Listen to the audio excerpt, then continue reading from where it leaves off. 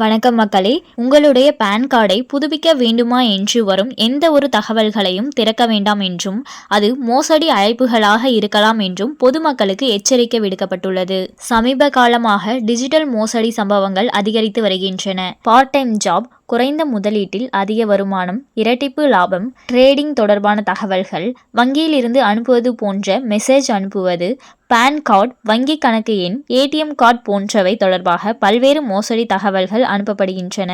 வங்கியில் இருந்து அனுப்பப்படுகிறதோ என்று நினைக்கும் சிலர் அந்த தகவல்களை திறப்பதால் தங்களுடைய வங்கி கணக்கில் இருக்கும் அத்தனை பணத்தையும் இழக்கும் சம்பவங்கள் அரங்கேறி வருகின்றன.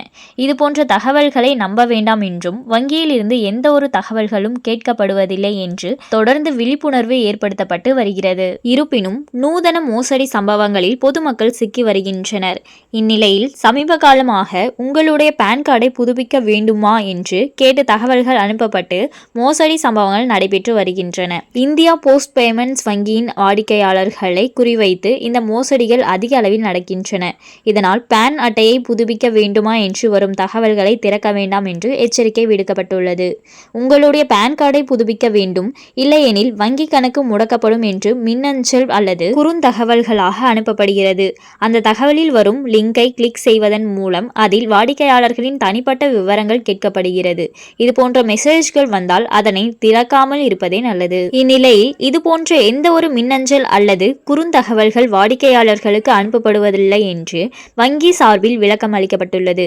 அந்த பதிவில் உங்களுடைய பான் கார்டை புதுப்பிக்காவிட்டால் 24 மணி நேரத்தில் வங்கி கணக்கு முடக்கப்படும் என்று வரும் தகவல்கள் உண்மையானது அல்ல என்று தெரிவிக்கப்பட்டுள்ளது.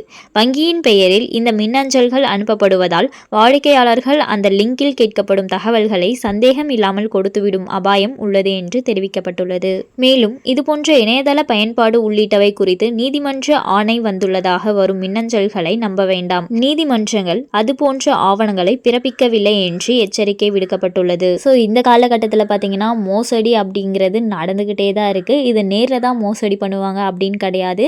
இப்பெல்லாம் பார்த்தீங்கன்னா நிறைய அப்டேட் ஆயிடுச்சு. எதெல்லாம் அப்டேட் ஆச்சோ அதுபடி பார்த்தீங்கன்னா இந்த மோசடிகளும் அப்டேட் ஆகிட்டே தான் வருது. ஸோ பார்த்தீங்கன்னா ஒரு லிங்கை வச்சு உங்களோட அக்கௌண்ட்டில் இருக்க அனைத்து பணத்தையும் பார்த்தீங்கன்னா திருடிடுவாங்க. ஸோ உஷாராகவே இருங்க. எந்த தேவையில்லாத லிங்கையும் கிளிக் பண்ணி உங்களோட பர்சனல் இன்ஃபர்மேஷனை கொடுக்காதீங்க. ஸோ வங்கியிலேருந்து அனுப்புகிற மாதிரியே மெசேஜ் அண்ட் பார்த்தீங்கன்னா மின்னஞ்சல் எது வந்தாலும் பார்த்தீங்கன்னா நம்பாதீங்க. நிறைய ஃபேக் மெசேஜஸ் பார்த்தீங்கன்னா இப்போல்லாம் வந்துக்கிட்டு தான் இருக்குது. ஸோ அது எல்லாத்தையும் கிளிக் பண்ணி நீங்கள் எல்லா லிங்கையும் கிளிக் பண்ணி உங்கள் டீட்டெயில்ஸ் எல்லாம் கொடுக்கும் போது பார்த்தீங்கன்னா ஈஸியாக அவங்க உங்களோட பணத்தை கொள்ளையடிச்சிடுவாங்க. ஸோ எந்த அளவுக்கு பணத்தை ஒவ்வொருத்தரும் கஷ்டப்பட்டு சம்பாதிக்கிறாங்கன்னு தெரியும். ஸோ அந்த பணத்தை நம்மளே கேர்லெஸ்ஸாக இருந்து தொலைச்சிட வேண்டாம். எல்லாரும் உஷாராக இருங்க.